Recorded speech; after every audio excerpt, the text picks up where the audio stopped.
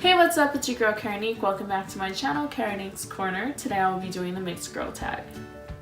So the way that this tag works is it's a set of 10 questions and it's the same 10 questions that everyone answers. So I'll go ahead and read those and then I'll answer them. So the first question is, what are you mixed with?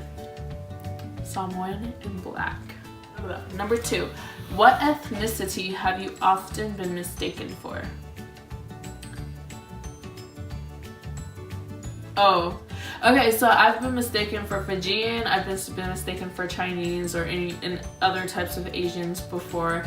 And also, in my assumption video, I forgot one of these because I just thought about it now, but I did an assumptions video and one of my friends actually put down that she assumed that I was black and white.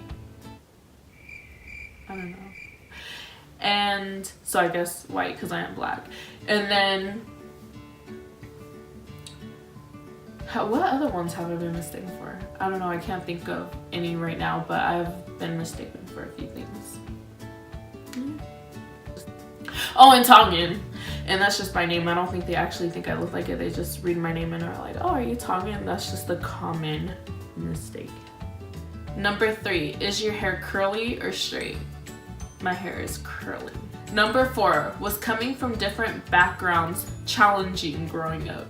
That was a tongue twister. Anyways, I think so, because if you ask any mixed person, you're almost never enough for either side. Like when you go somewhere with a bunch of polys, you feel like you're half. You know what I mean? And if you go somewhere with a bunch of black people, you're like, you're half.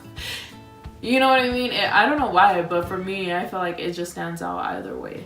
Like you never feel like you belong any one place, which is fine, but it is challenging growing up when you're trying to fit in, because everyone wants to fit in when you're young. Number 5, which background do you embrace the most? When I was growing up, I embraced my Samoan side more, only because we grew up pretty hardcore with it. But now that I'm older and I'm doing my own thing, there's not a side that I embrace more. I actually should be studying both more, because I honestly feel like I lost knowledge in it, or I just lack in both areas, period. I don't really know too much about either cultures anymore. It's kind of crazy. To clarify, I understand the basics. I'm just not deep into all the details of everything. I'm just me.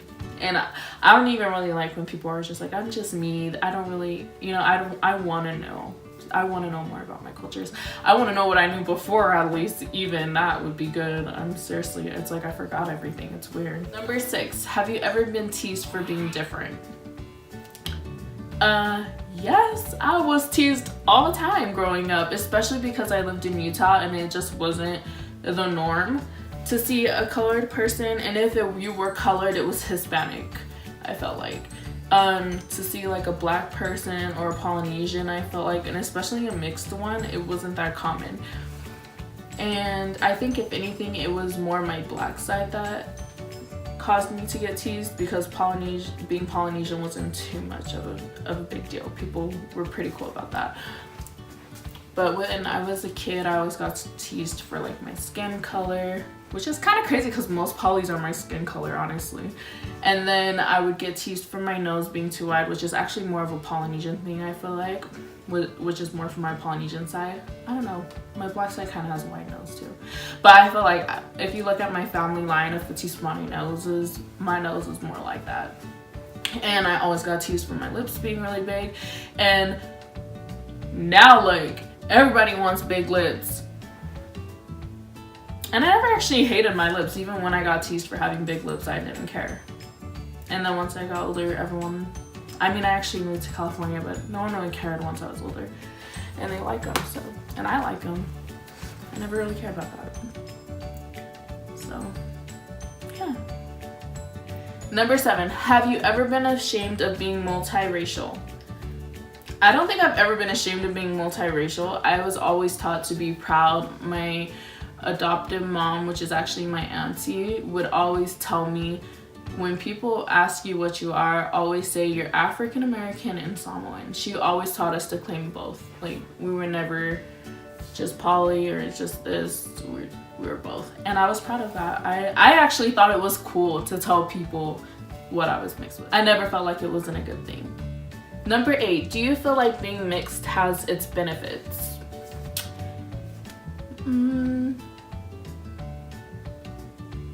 Yeah, I would assume.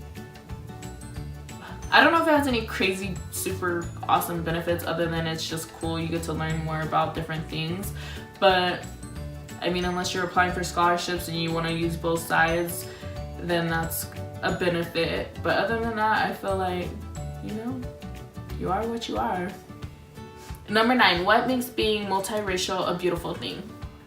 I think that it's a beautiful thing because it's just interesting. There's so many people that look at you and literally ask, what are you mixed with, or what are you? Like, that's fun to answer, period.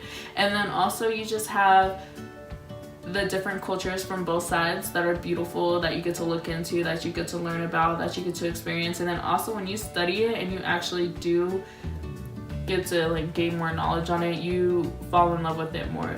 You're like, wow, I'm a part of that, or that's a part of me. Like, that's so cool. That's how I feel like when I study it, or I learn more things about it. Also, another thing is your kids like mixing with someone else as well. It's just cool to see and know that they have something else in them as well. And then also just seeing my sisters and who they have kids with, I'm like, oh my gosh, and you're just constantly mixing. It's awesome. 10, any advice for someone who struggles with their multiracial identity? Yeah, just know that you're popping, because honestly, wherever you are, whatever you're dealing with, maybe you don't feel like you fit in now, but the thing is you don't want to fit in. It is awesome to be different. It is so cool to say you're mixed, and when you're older and you realize that, you're gonna be like, oh, why was I hating on myself all this time? I really should have just held my head high and been like, you a hater, sorry about it, because it's cool. It's the best, literally. And I like teaching that to my kids now. I love telling them, you're Samoan and Black, claim them both. Like, don't be shy, don't be embarrassed. It's awesome. Trust me. In the future, you'll realize. All right, so those were all the questions. I hope I answered them correctly and that I made sense, because yeah. But yeah, that sums that up for now. If you've had any similar experiences, if you're mixed and you understand what this is all about, then go ahead and comment down below. Even if you don't, but you like this video, go ahead and like and comment down below. Feel free to subscribe and hit that bell so you can get post notifications of when I will be uploading videos, or when I upload videos. And you can be the first one to watch, you know what I mean? All right, so that's all. See you next time.